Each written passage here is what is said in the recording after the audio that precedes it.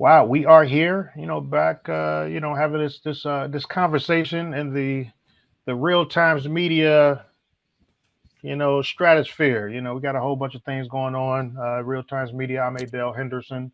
We represent the Chicago Defender, the Michigan Chronicle, Atlanta Daily World, the New Pittsburgh Courier. Bring you the best in Black news, not only on the local level but also nationally. Very excited to share this space right now with one of my colleagues. One of my Chicago-based colleagues who was a part of a great conversation. That started at in Chicago, but it overall was something that resonated, for all of us as we were discussing the effects of the midterm elections that we just had a couple weeks ago. We also have the Raphael Warnock runoff with Herschel Walker, out of Georgia, and we've also had a couple announcements for some presidential candidates, including Donald Trump, that I wanted to go ahead and get into with Ashley Munson, Chicago-based, correspondent, who's doing amazing things up there, executive director of the Illinois Black Collective, and just doing a lot of things in a community. Ashley, thanks for joining us. Yeah, thanks for having me. Glad to be here. Absolutely. So, let's jump right, back into the article that we posted across platforms. You shared your thoughts on, where we are right now. Now that the midterms are over, we got, well, for the most part, we still obviously have the runoff that's happening here in Georgia. We're seeing how a lot of the other things over the last couple of weeks start to unfold with counts coming together. Like, what are your thoughts right now based on where we are after the midterm elections? Yeah, like I said, thanks for having me. Glad to be here. I think if you look nationwide, we're in a very, very interesting situation, both Democrats and Republicans. And I think, as I mentioned in the article, Republicans didn't have that big of a red wave as they would have hoped. I think there were definitely speculations of Republicans taking over the House and the Senate, and that didn't quite happen, at least not the way they wanted to, or by a very small margin. And so we see two things specifically. One is Republicans trying to figure out what happened and how to potentially dominate the presidential election, which is in 2 years, and then Democrats who were not defeated by a complete knockout, but definitely lost some seats, but also won some areas. Very interested in seeing how they can prepare themselves for the 2024 election.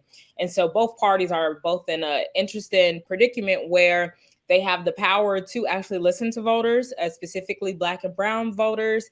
And Republicans have to figure out how to convey a message that gets their people to the polls. And so both parties are in very interesting positions to get stuff done. But as I posed in the article, they have to work diligently now, right? I think for Democrats, we have to stop taking the Black and brown vote for granted.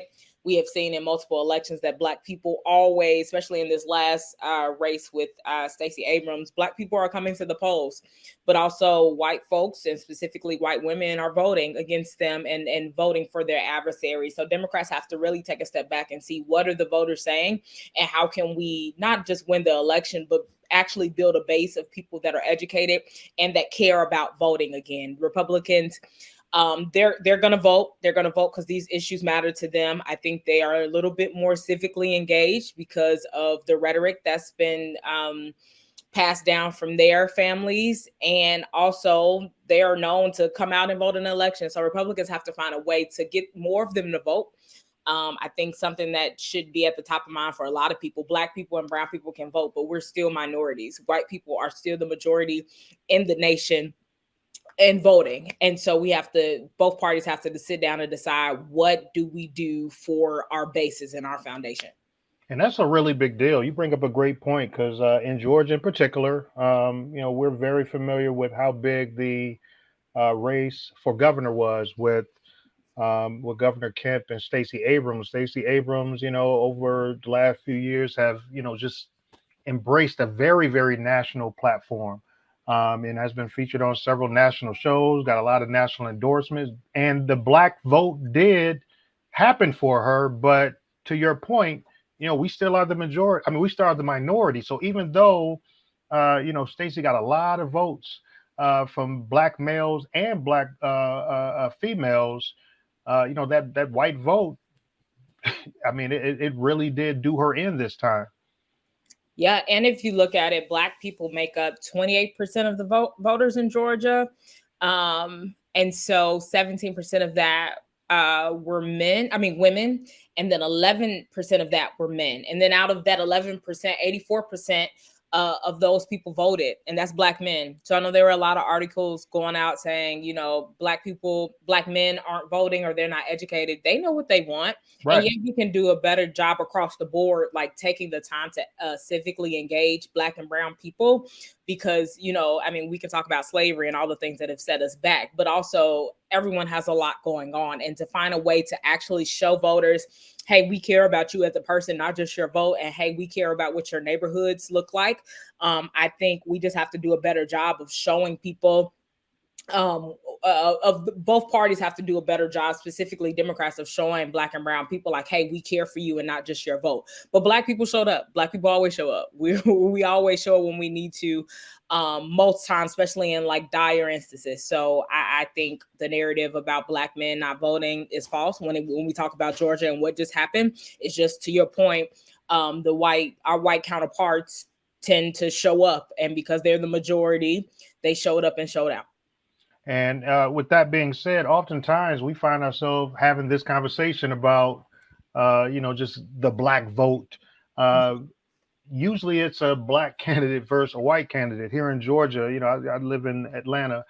We're dealing with a runoff, for Senate. And even though Democrats, will still maintain the Senate, regardless of which way this particular vote goes. But we have Senator Raphael Warnock, we have Herschel Walker, and they're in a runoff because it was that close during the midterms, which is kind of scary. But it kind of feels as if this is, it's about the Black and white vote, to a certain degree. But being that, we also look at the Republican Party, also, we tend to look at it as more of a party that has more white voters, even though Herschel Walker is not coming across as somebody who is, I'll just say he doesn't feel as if he's ready to do this job. You have a base that's been voting for him anyway. Yeah, I think one thing that Trump did was open a door of people who don't have that civic political background, right? I don't think every candidate needs to, be a state senator first and then run for governor or whatever your background is. I do think you need experience in some of the skills that are important to be in office, especially a statewide or a federal seat. And Herschel doesn't have that. And so but what he does have is a base who are supporting the issues that he supports. And because white people are still the majority, maybe not for that much longer, they are the ones who's going to show out for their group. I think what Black people, and this, to your point about it being beyond a Black and white vote, I think Black people need an agenda. I think, having Black people in office is great. But all skin folk aren't kin folk, right? You need people, whether Black or brown or whatever, that support the neighborhoods and the communities that you want to see, that support the policies that are going to benefit us to come. So I think it's bigger than a Black and white vote. It's about policies, and especially when we look at the national climate of the abortion, that was a big talk in the last 2 years, which is why a lot of folks showed up. And there are a lot of Republicans that voted Democrat because that was at risk for them. And the opposite. Like, I'm not me personally, but people are like, well, I'm pro-choice, so I'm going to vote that with what's in alignment with me, and vice versa. So I think we just have to take a step back to understand what's at stake for the next 2 years. And as a Democrat, we have to be very careful with messaging and how we treat Black voters and brown voters, or voters in general, and really understand the issues that they're facing. And going to that point, the next 2 years, we will be finding ourselves in the heat of another presidential battle. There's a lot of questions as to whether or not Joe Biden will be running again. I think a lot of that has to do probably more so with his age than anything, because like you tell me, like what was it like based on the amount of seats that were retained? I mean, that was like something that's very uncommon. Usually, when a new president comes into office, a lot of those seats automatically flip. But for his approval rating to be so low, he was able to maintain a lot of seats at a uncommon rate. Correct? Yeah, and I my personal thought is that that wasn't if abortion wasn't an issue on the national stage and a lot of the other issues weren't in the forefront, I'm not sure if Biden would have saw that much success across the nation. I think Democrats use the national messaging in their favor, and this is what we see.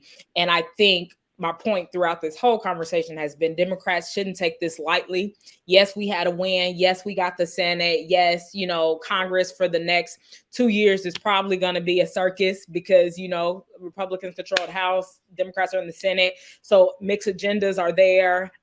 But we have to analyze what happened, take what we know for the next 2 years, and get voters engaged, get voters to understand why this election is important. It's not just, abortion.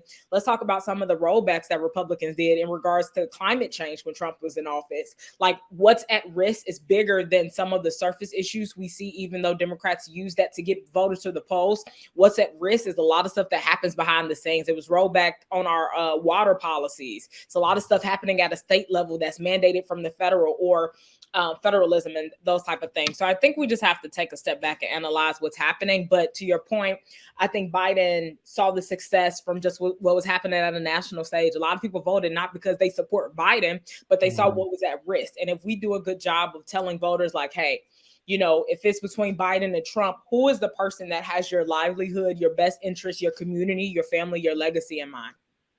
So right now we're attempting to wrap our minds around, okay, will this be another back and forth between Biden and Trump? Will Biden seem fit to serve another 4 years possibly? Will he decide not to? Will Kamala come up and run? Will somebody else, another rising star in the party, come up and run? And then on the flip side, when it comes to Republicans, Donald Trump definitely put his hat back in the ring about running again in 2024. And even though we've been hearing about Kanye talking about running as well, that'll be interesting to see how that plays out. But on a more likely scale, we probably will see Governor DeSantis out of Florida. What are your thoughts? Because there's definitely a lot of friction. Even though Donald Trump is a Florida resident, there's a lot of friction and historical friction between Donald Trump and Governor DeSantis in Florida. Like, what are your thoughts on like that fighting? Sure, I have a lot of thoughts about the Democrats, but for the Republican candidate for president in 2024, I think DeSantis has a great chance of securing the Republican nomination, because if you look at the wave that DeSantis has kind of portrayed over the past few years, has been a leader, has been standing up to Democrats and the stance of what folks outside his state think, and being able to take blows, but also stand up for what he thinks is right. And that we saw he won by overwhelming majority in Florida. And while Florida is his own state, we know there are certain states that you can look at to see what will potentially be the climate of the next election that follows that. So I think if it was between DeSantis and Trump, I see DeSantis winning that, and I see DeSantis being more of a threat than Trump. I think Trump has had, his turn, and I think a lot of people still support him. But between January 6th and democracy at risk and, abortion and everything that has happened post him, I think Republicans need somebody that is a little bit more polished. And by no means am I saying that DeSantis is better than Trump or just a candidate that I would support. I am saying I think DeSantis is a polished Trump, which is dangerous for the country because he's not just a firebomb. He's something that you just have to pay attention to because you don't know when it's going to go off for the base that he attracts. So I think Republicans, if they figure it out and if they're smart, they would back DeSantis. The Democratic Party is a whole different ball game because I don't think people are enthusiastic about Biden, nor do I think people are enthusiastic about Kamala because of what people have seen. I know she's done a lot behind the scenes, but it's not always about what you've done. It's what you conveyed, that you've showed the people like, hey, I've done this. This is how I'm working on your behalf. And I don't think people in the country see that. So I think Democrats are going to have a very interesting time if it's against DeSantis. Just like your point earlier in this conversation, we took Trump for granted, like, oh, he's not going to win. And then look what happened, in that election. So I think Republicans have a better chance of securing a strong candidate for their base. Democrats have to be diligent for the next 2 years to emphasize what Biden has actually done. What does Biden winning again mean for the country? Also, you got to look out for some of the other presidential prospects for the Democratic Party. Some people are saying Illinois Governor JB may run, or Governor Newsom in California, who has been doing a great job. Right. That he's a leader. So I think Democrats have to really be strategic and understand like what's really at stake and back a candidate that is a leader, but also can take the blows and understand the atmosphere of the nation. I love that. Definitely a lot of great information. One more thing before we close. You kind of mentioned the work that Kamala Harris, Vice President Harris, has been doing behind the scenes, but for whatever reason, we've come to a place. I'm just trying to think. When I think, we weren't really putting a lot on Dan Quayle or Al Gore, or even Mike Pence. But why does it seem as if like right now is it because Kamala's a black vice president? Is it like, do we expect to see her so much more? Because it doesn't seem like we've seen her much, but when have we ever really saw a lot from the vice president? Yeah, I think it's in the same ballpark when Obama ran for president, right? Black people had a hero, something that had never happened in this country before, and we held him to a higher standard. And while I think there are criticisms of him, just like any president, I think with Kamala, it's the same. I think my message has been, whether or not you're doing things behind the scenes, right? Pence, I don't think we took him seriously as far as a Democratic base, right? But when you have a Democratic president and VP, you kind of want them to do the things that we know the other party won't, right? So Kamala, this is your chance as the first Black woman vice president. What are you doing for the people that look like you? And so I think we have the right to hold them accountable. I do agree there is sometimes a double standard, but also, Black people are looking for leaders. And when we have leaders that get in these positions and it doesn't seem, even though they are doing things for us, we hold them accountable. And I think that's what voters should do. I just need voters to really understand that while Kamala may not look like she is doing everything she needs to do, what's the opportunity of cost of getting somebody that is a different party that has different morals and values of you? That's where you have to stand in. It's like, yeah, we can hold you accountable. We can do better for this next term. But if we lose you, what are we really losing? Not the fact that we're just losing the first Black woman VP, but we're losing like some of our policies that benefited our communities. We're losing funding and grants that we need. So I think, analyzing the situation, we do hold people accountable, but that's because Black people need leaders that's going to represent them and that do the work and convey the work they're doing. Yeah, I totally agree. It's just kind of strange. It does seem kind of unfair. She's getting Vice President Harris getting a lot of backlash. But it seems like I also understand the ideas. Like, you don't necessarily want to, seem like you're outshining the president. I think that's kind of what we want her to do in some sense. It's just strange and weird. But I think no, my last point to that, I think other races do it too. And I've seen a lot of my white counterparts do that with Pence or some other folks. I just think because this has been our first Black woman VP, we just see it and hear it a little bit more because we are Black and we had hope for her. And I think I understand both sides, but I do think that people have a right to know and hold people responsible, but also take the time to get civically engaged to understand what a VP does. And then you can hold her accountable, like, hey, this is what VPs do. Why aren't you doing this? Or like, we have questions about this. So I see both sides of the story. Absolutely. Man, Ashley Munson, Chicago-based. Ashley Munson is here. Senior manager of advocacy. Let me get that word. Over at the Greater Chicago Food Depository, as well as the executive director of the Illinois Black Collective Inc. Goodness gracious, and the lobbyist.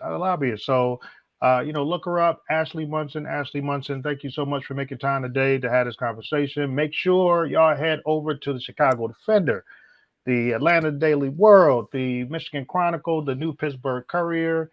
You'll be able to see a great article Erica Linton did with, speaking, with Ashley, talking about the midterms, talking about, the runoff, talking about, President Trump, possibly trying to make this return into the game. So, continue to check for us, Real Time Media.